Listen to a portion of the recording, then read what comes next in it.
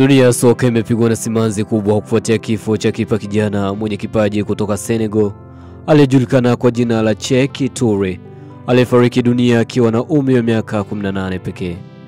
Kwa mjibu wa taarifa kutoka Rising Ballers, kijana huyo alikuwa na ndoto kubwa za kuwa miongoni mwa makipa bora barani Afrika na ulimwenguni, lakini ndoto hizo zimezimika ghafla kwa namna ya kikatili. Sékou Touré alipokea taarifa za mwaliko wa majaribio kutoka kwa kile alichoamini kuwa ni klabu ya kitaalamu kutokea nchini Ghana. Akiwa na matumaini na imani ya kufikia mafanikio, alisafiri kwa furaha akijua kwamba safari hiyo ingeweza kubadili maisha yake na familia yake kiujumla. Lakini safari hiyo imekuwa tofauti. Hata hivyo, mambo yalibadilika mara tu alipofika Ghana. Ilibainika kuwa majaribio hayo yalikuwa mtego uliopangwa na genge la wahalifu. Touré alitekwa nyara na kuwekwa kizuizini, huku watekaji wakidai fidia kubwa ya pesa ili kumwachia huru. Familia yake, ambayo haikuwa na uwezo mkubwa kifedha, ilijaribu kwa juhudi zote kutafuta msaada, lakini kwa bahati mbaya hawakuweza kukusanya kiasi kilichohitajika.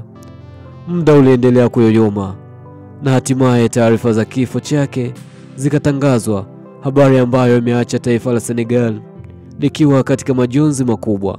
Mashabiki, wachezaji na wadau wa soka duniani kote wameonyesha huzuni kuu mitandaoni, wakieleza jinsi kifo cha Touré kilivyopoteza maisha na ndoto za kijana aliyekuwa na mustakabali mkubwa.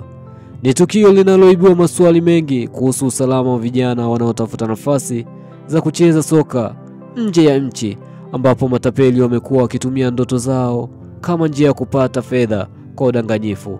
Sékou Touré ataendelea kukumbukwa kama kijana aliyepigania ndoto zake hadi mwisho, ndoto ambazo kwa bahati mbaya zilikatishwa kabla hazijafikia upeo wake. Pumzika kwa amani, shujaa mdogo. Dunia ya soka itakukumbuka daima.